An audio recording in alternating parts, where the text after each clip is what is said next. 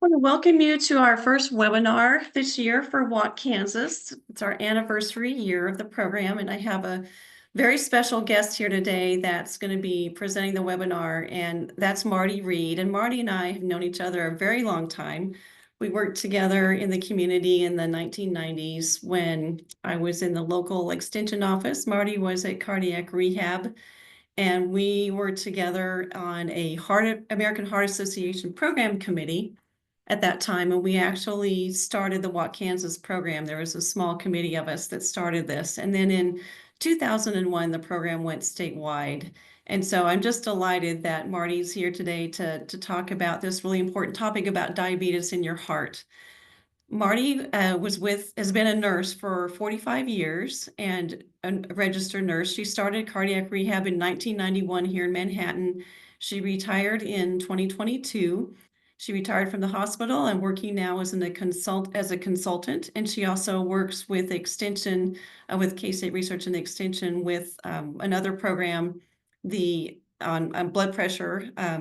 So some of our agents are engaged in that program as well. So again, I'm just delighted to have Marty with us today. She's actually here with me in my office, and I am going to turn my computer over to her and get her slides set up, and then we'll be ready to go.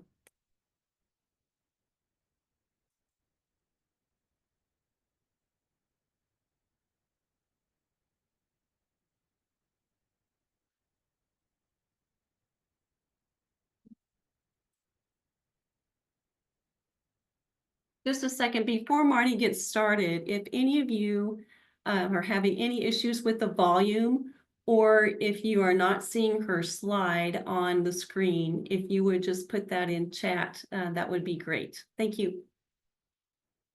Hello, everybody out there in webinar land. I hope you are having an enjoyable day, and I'm glad that you are joining me with this fun little webinar.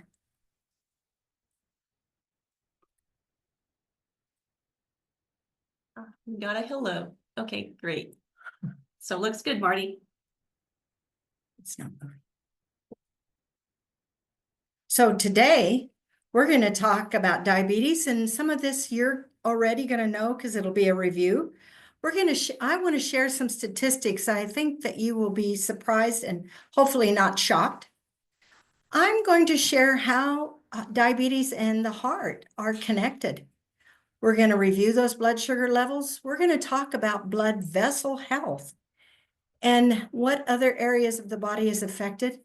And something that's near and dear to my heart, we're going to briefly talk about lifestyle medicine. Diabetes is common, and actually it is a chronic disease that has become epidemic. In 1990, 7% of adults worldwide 18 and older had diabetes. In 2022, that increased to 14%. And that really mirrors what happened in cardiac rehab as well. In 1991, when I started the program, there were very few people who came to cardiac rehab that had diabetes.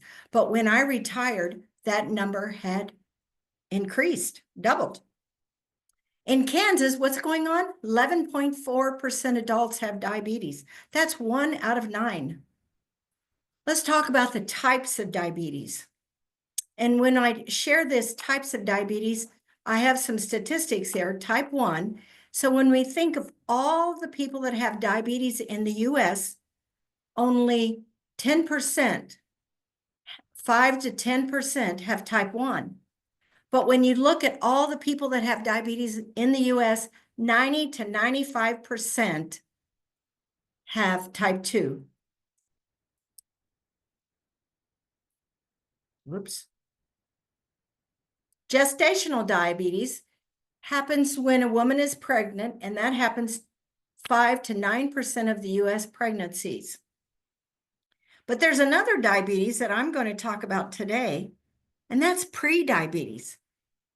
The numbers vary a little bit, but 33% of all Americans in the US have pre-diabetes. To me, that's a shocking number. So what is diabetes? We all know it's about sugar. The body has difficulty processing glucose, our blood sugar. As you know, glucose is the food needed by our muscles and other tissues. But are you aware that it's also the brain's main source of fuel? As a review, when you eat, digestion occurs. Food is broken down and glucose is picked up by the blood vessels to be carried to your tissues. So think about a little truck that's carrying glucose out to all of your tissues.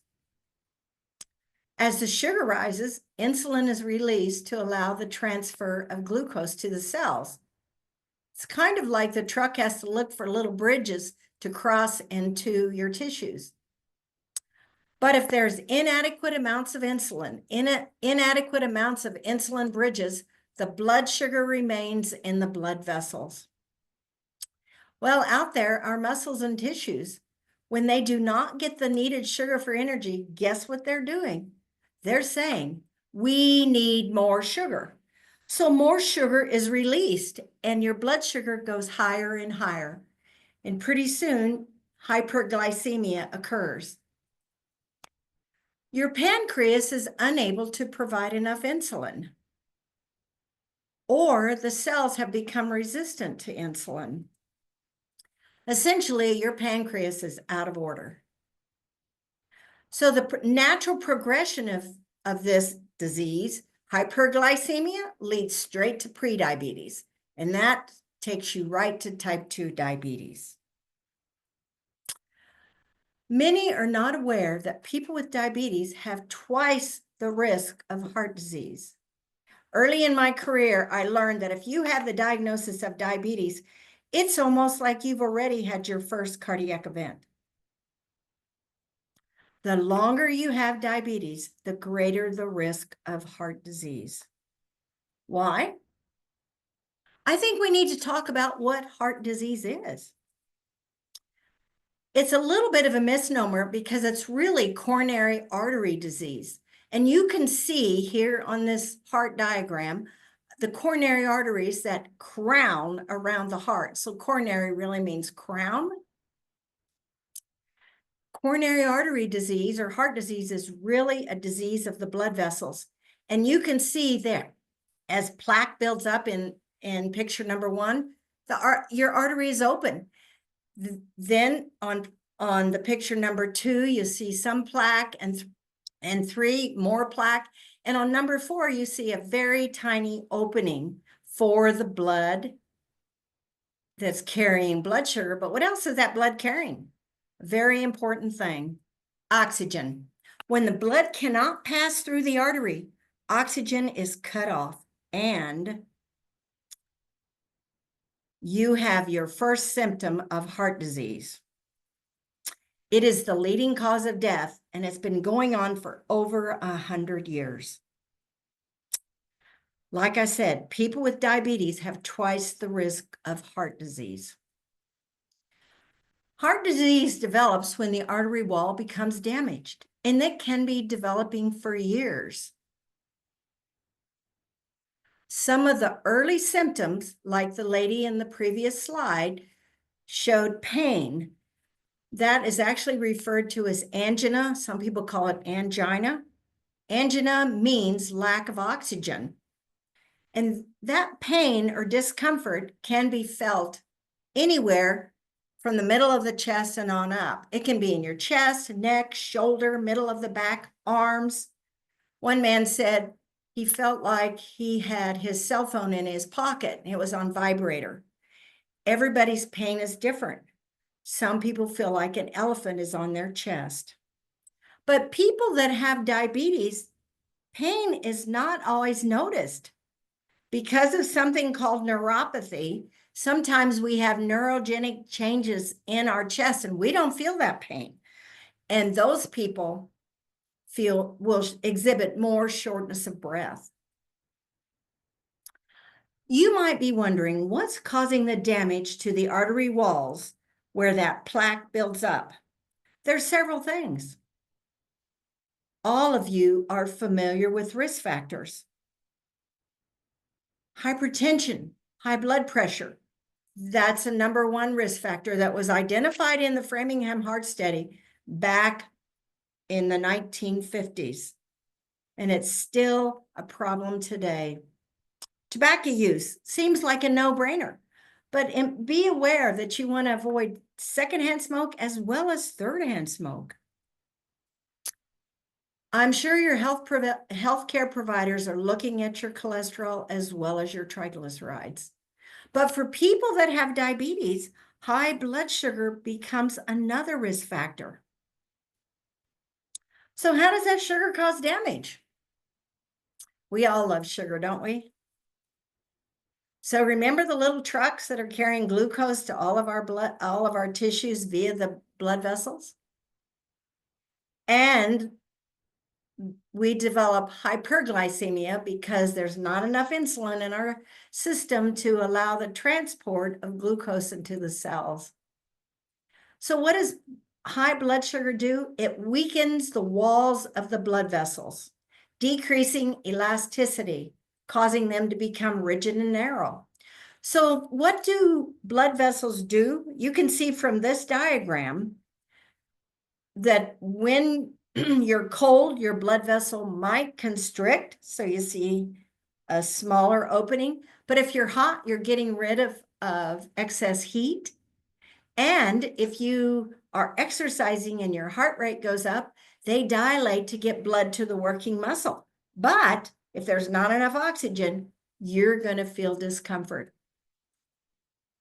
High blood sugar also promotes plaque, a buildup that causes even more narrowing. And there's another compound released, I call them the AGE compound. It stands for Advanced Glycation End Products, and that increases inflammation. So high levels of blood sugar causes all kinds of problems. You now know what the close connection is between your heart and diabetes. It's your blood vessels and your blood sugar levels.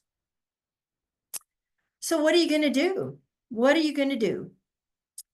In, I believe, last week's issue of Walk Kansas newsletter, Sherilyn had from the American Diabetes Association the diabetes risk test. There are several questions, and I don't have the whole test there, but say, for instance, you're 60 years old, you give yourself 3 points. Are you a man or a woman? If you're a woman, it's 0. You still have 3. Have you ever been diagnosed with gestational diabetes? Let's say no. Do you have a mother, father, sister, or brother with diabetes? Yes. So now you're up to 4. Have you ever been diagnosed with hypertension? No. Are you physically active? Physically active? No. So give yourself another point. And then they ask about your weight status, and I didn't put the chart at the right, but if you score is 5 or higher, you are at risk of developing diabetes. So it's real easy. Take that test. Find out where you are. What else can you do? Find out if you have family history of diabetes. Ask your parents, ask your grandparents, ask your uncles and aunts. People say, well, it's in my family, there's nothing I can do. Oh, yes, there is. Remember, genetics cocks the pistol. Lifestyle pulls the trigger. Next, you can learn your fasting blood sugar. Find out what it is. Check with your healthcare provider to find out if they're testing you for your blood sugar. Especially if you have family history, it's important to be tested. And if you have a pencil there, you can write these down. A normal fasting blood sugar is less than 100. Pre-diabetes, remember I said there were so many, 100 to 125. Diabetes, 126 or higher on 2 separate occasions. Sometimes healthcare providers want to look at your A1C levels. So again, normal, 5.6 or less. Pre-diabetes, 5.7 to 6.4. Diabetes, 6.5. A1C levels tell you what your average blood sugar has been over the last 3 months. It gives the doctor, your healthcare provider, a good idea how well you have your diabetes under control. You may find that you want to check out some diabetes education. Ask your healthcare provider in your community, do you have diabetes education? Talk with your extension agents. Maybe you need to see a dietitian. We're going to talk a little bit about prediabetes now. So here we are from the CDC. We can see that 1 out of 3 people have prediabetes. So today, if you're listening with your friends and there's 3 of you, it's most likely 1 of you have prediabetes. The problem is 9 out of 10 people with prediabetes don't even know they have it. Look over there to 84.1 million people have prediabetes. That's 38 million Americans have. And there's 84 million have prediabetes. How does that compare to diabetes? 38 million have diabetes. So there's twice as many people with prediabetes as there is with diabetes. In prediabetes, your glucose levels are higher than they should be, but not to the point that it's considered diabetes. Prediabetes, sometimes your healthcare provider may say you have borderline diabetes, or they may say you have a touch of diabetes. The exciting thing that at this point, it is potentially reversible. The power is in your hands to change things, to stop the progression of the disease. In Kansas, 11.7% 18 and older have prediabetes. Male, 9.8, female, a little greater, 13.6. 11.4% of adults have diabetes, so it's almost the same. If not managed or controlled, type 2 diabetes develops. Prediabetes, insulin resistance. Sometimes the doctors, healthcare providers may refer to prediabetes as insulin resistance. Your body has insulin, but it just does not recognize it just doesn't recognize that it's there, and the insulin bridge does not fall into place, and the blood sugar levels continue to rise. What do we know? Genetics plays a role. So learn your family history. What can you do differently? Other things they know is losing weight can improve it. Losing weight is difficult, isn't it? Gaining weight can worsen it. So I challenge you, if you cannot lose weight, make a point not to gain weight. Years ago, one of my former heart patients said, I don't want to gain weight. So I started to log my weight every day. And then later it was every week. He said, if I gain 2 pounds, I immediately work to lose it. It's much easier to lose 2 pounds than 20 pounds. And remember, many people have no symptoms, as prediabetes is often invisible until type 2 diabetes develops. Remember, I said prediabetes is potentially reversible. You have an opportunity right now to stop this train and reverse it. Prevent the outcome of type 2 diabetes. Do you need to see a dietitian? Do you need to get into diabetes education? Do you need to talk to your extension agents? Lifestyle choices contribute to prediabetes. Like I said, doctors know that genetics contributes to prediabetes and insulin resistance. We know that gaining weight and losing weight has an impact on it. So excess body fat, it is the primary cause of insulin resistance. Belly fat raises your risk.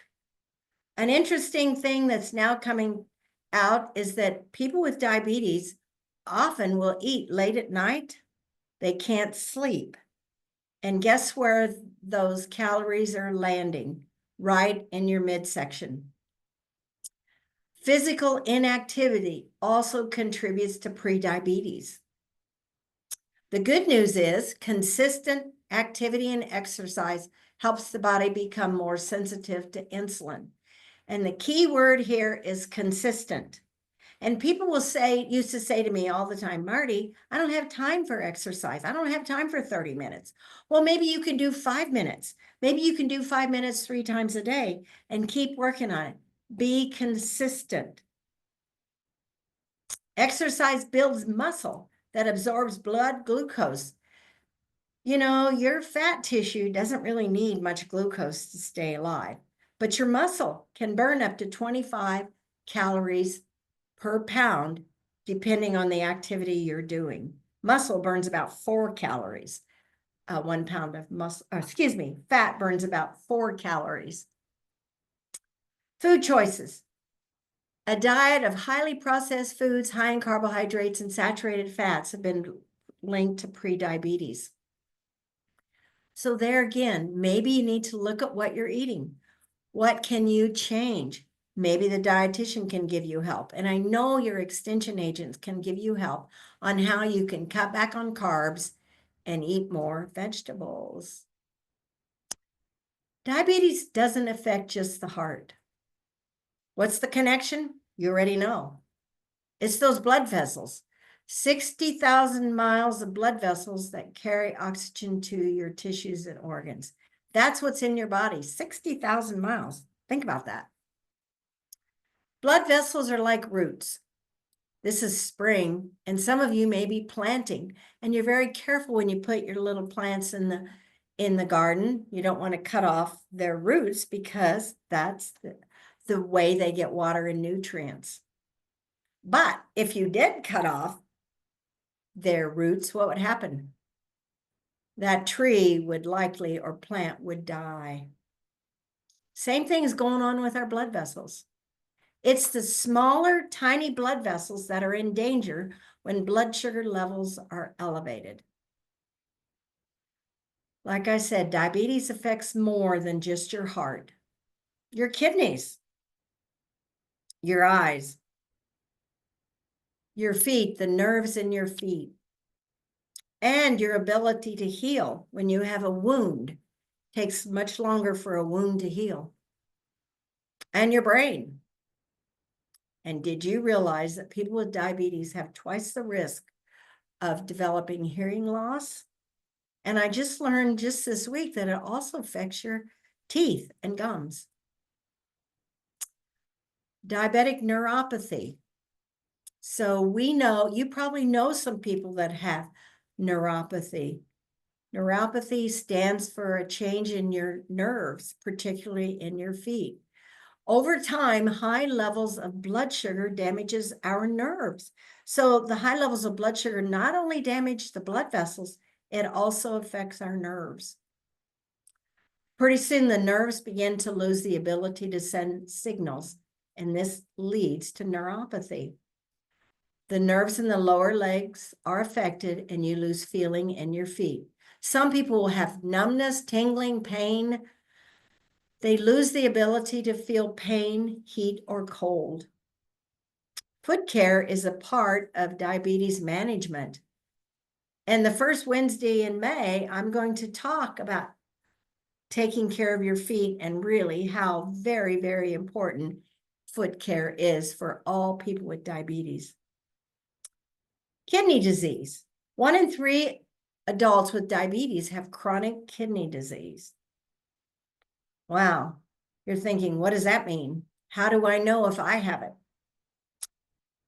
Oftentimes, if you've had diabetes for a while, your physician will check your glomerular filtration rate, your GFR. Maybe some of you already know what yours is. The GFR tells us how well our kidneys are filtering toxins, removing water from our blood vessels. But what you need to remember is you would like your GFR to be 60 or above. Write that down, GFR, 60 or above. Ask your doctor if he checks your kidneys by looking at your GFR. Eyes.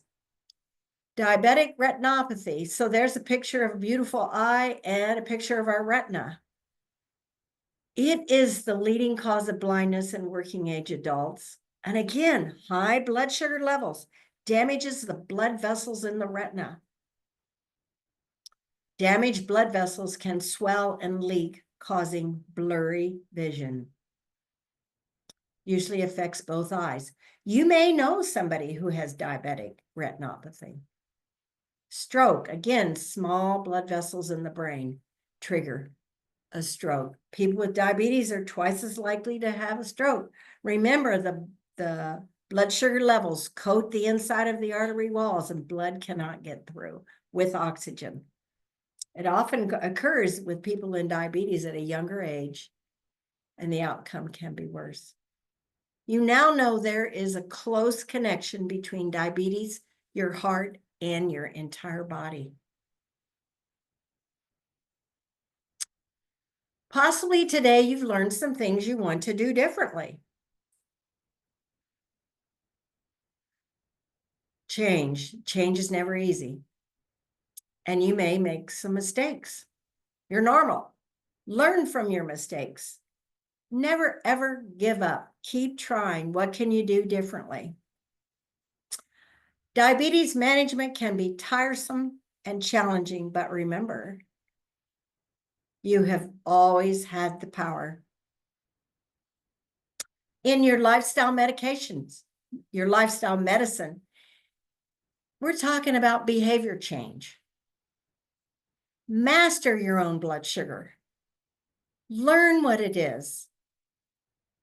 Maybe you need to change the way you eat. Maybe you're going to cut back on your sweets. Maybe you're going to eliminate soda pop. Take charge. Own it. When a defining moment comes along, you define it or it will define you. Monitor your blood pressure. Keep a record. Talk to your doctor. Where would he like to see your blood pressure? Avoid tobacco. Establish an exercise program. People say to me all the time, I don't have time.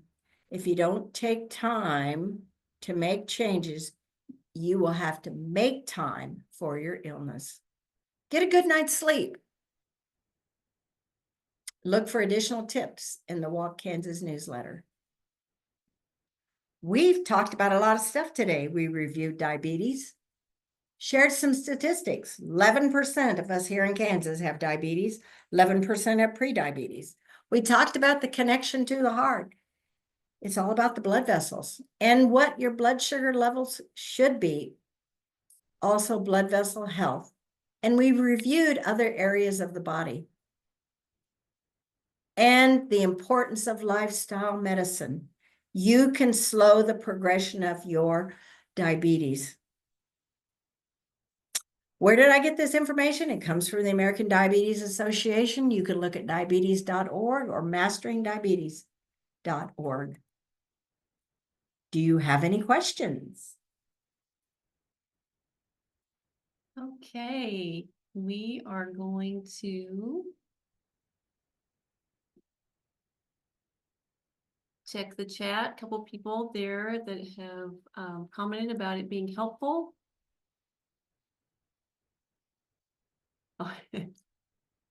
Someone saying, what am I going to do? Because I no longer have the good stuff like Dr. Pepper, sweet tea, cake. We probably should talk about everything in moderation, but Marty, I'll let you take that. Well, think about it. You like it. How much Dr. Pepper are you having? Maybe you'll have just half a bottle. Maybe you're going to choose to have 100 calories every day or every 2 days.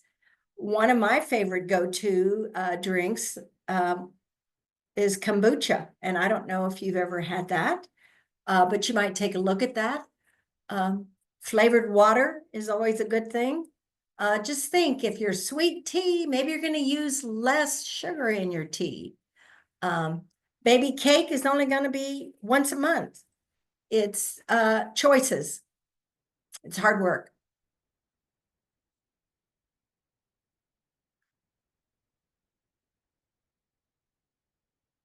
I'm gonna stop and share from sharing our screen. Any other questions? If you put those in the chat.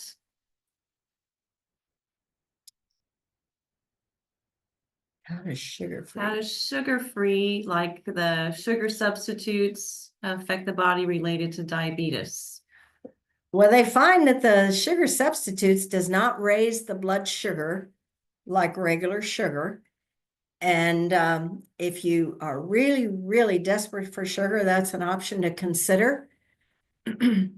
I remember at one conference one time, they said, keep your diet sugar to no more than 2 packets a day. And one person said that in a bottle of soda pop, there's about 7 packets of fake sugar. Now, how true that is, I don't know. But if it's helpful for you to keep your blood sugar in control, I say do it. I'm going to chime in a little bit on that too. The challenge with the sugar substitutes is that they acclimate your taste buds to a very high level of sugar because they're much sweeter than regular sugar is. So while they're a good option to be able to have some sweet tasting things, don't overdo the sugar substitutes because you're just going to continue to crave that more and more. And so it's also something to talk with your diabetes educator about because there's some research that is cautioning you to not go overboard on the sugar substitutes. The supplements, somebody asked how reliable are supplements available to help blood like they claim. I'm not sure which supplement you're talking about. Some people will use cinnamon as a way to help lower your blood sugar on a regular basis. But I think if you're monitoring your blood sugar and you're taking a supplement, find out how does your body respond to it. There's another question. Is there any correlation between having had COVID and getting diabetes? I'm not aware of any. And it's possible. I'm not aware of any connection between COVID and getting diabetes. But yes, we are hearing people who have diabetes and they have no history in their family. You don't just have to have family history to develop diabetes. And it's very, very possible that some of the family members had it, but they didn't know it.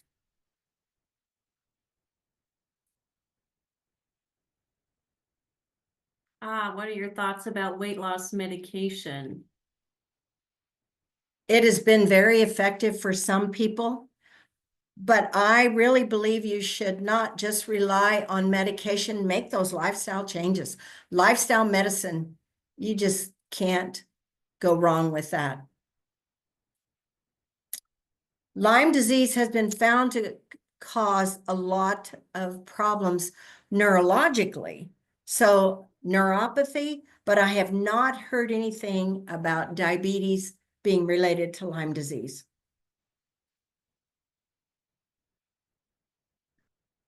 Oh, is there any kind of supplement that can reduce your cravings for sugar?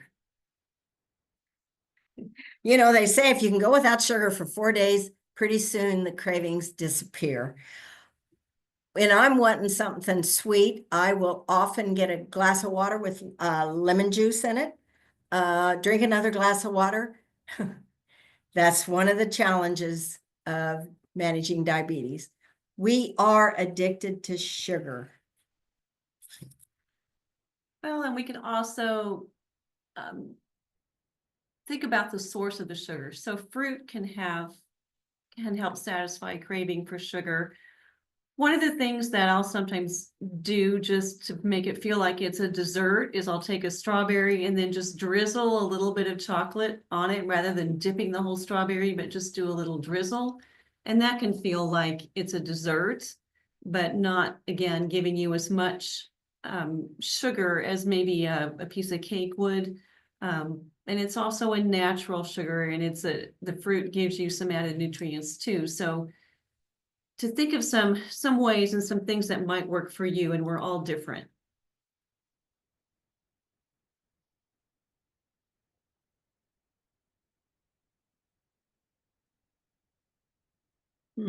Not familiar. I'm not familiar with miracle fruit.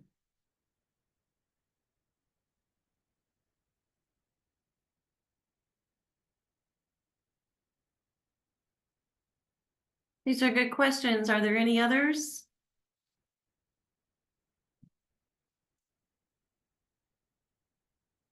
And somebody had asked earlier if this is going to be recorded because they had to leave, and yes, it is recorded. It will be posted in the online portal for Watt, Kansas, so that you can go back and review it and and see the whole presentation if you missed part of it. I see we have one in the Q&A, so I'm going to look there. And that's another question, says I've heard of people with no family history of diabetes getting diabetes, and it's told because they had COVID. So any correlation with this? I have not heard of any correlation between COVID and diabetes. And I would have to look at those people. What was their blood sugar prior to getting COVID? Maybe they had pre-diabetes. What is their level of activity? What's their diet look like? So. Yeah, and I would say it could also be that there's some people that have lingering COVID symptoms, may have like some shortness of breath issues. Maybe they're not as physically active. Maybe it changed something else that then made diabetes a higher risk factor for them. It's hard to know.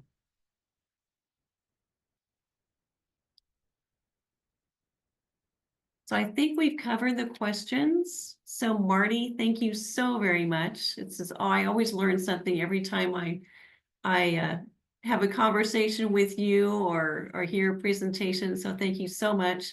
This is our first webinar. Next week we'll have JC Joshua Carr with us from the kinesiology department. He's going to be talking about resistance training and resistance exercise you can do at home with very little equipment.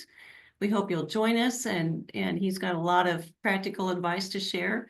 So thank you for joining us today, and we will be signing off from our first webinar. Thanks.